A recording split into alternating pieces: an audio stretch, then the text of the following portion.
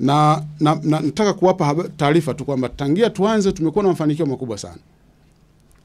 Mafanikio ya kwanza kabisa ni nia ya kwanza kwa treni, kwa sababu ni treni ya abiria. Kwa lazima tuzungumzie habari za abiria. Ukizungumza mpaka tarehe 19 ambapo Mheshimiwa Rais aliapishwa, tulikuwa tulishasafirisha abiria milioni 2.1.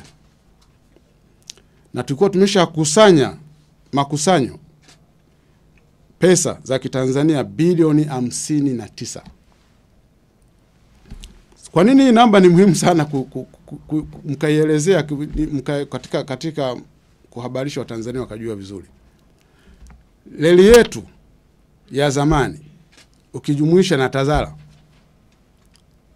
sina uhakika tulikuwa tunafikia hata nusu milioni. Yani hiyo ndio magnitude, yani ndio ukubwa wa transformation ya kitu ambacho kimefanyika katika taifa letu. Ni beyond thinking ambao sisi tulikuwa tunaona, pengine viongozi wetu kwa maono yao walikishaona tayari.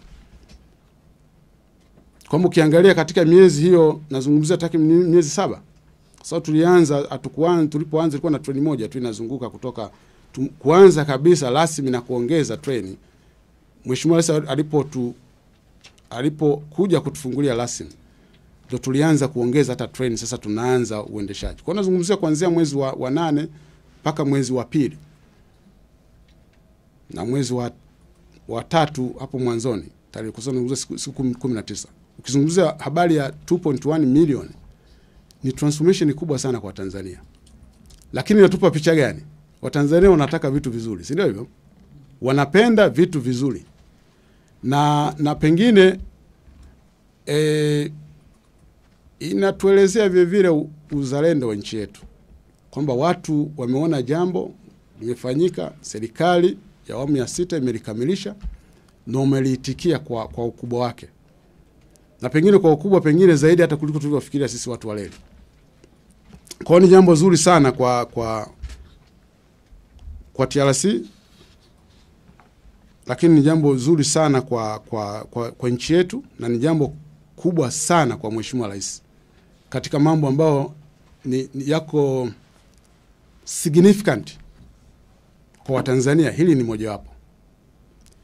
Sasa kuna mengine kuna kama nilivyosema, tumeshafanya majaribio ya treni yetu ya mzigo na tunajipanga kuanza mzigo. Na ni kitu muhimu sana, na Mheshimiwa Rais nafikiri alishakitolea maagizo tayari kwamba treni ya mzigo tujipange tuanze. Ni muhimu kwa sababu tunataka vile vile tuone transformation kwenye upande tunavyobeba mizigo yetu. Na ina maana kubwa sana nitakapokuwa nazungumzia faida. Kwa nini tunahitaji kubeba mizigo tuipeleke kwenye reli? Ina maana kubwa sana katika taifa letu. Na treni ya mzigo kama mnavyojua, bewa moja itakuwa na uwezo wa kubeba zaidi ya tani 140. Sasa ukitoa tare weight ni ile uzito wa behewa. Mambo ya reli hayo. Tunaweza kubeba mpaka takriban tani 120. Reli yetu ya zamani ile ina uwezo wa kubeba tani 40 tu. Kwa reli hii ina uzito, maana yake na uwezo mkubwa mara 3 ya hiyo.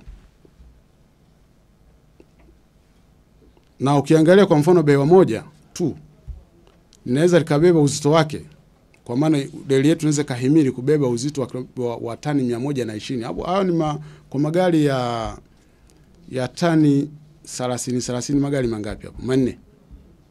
Bewa moja. Yaani unaweza kuona kwamba magnitude transformation ambayo tutaweza kuiona hata kwenye mzigo.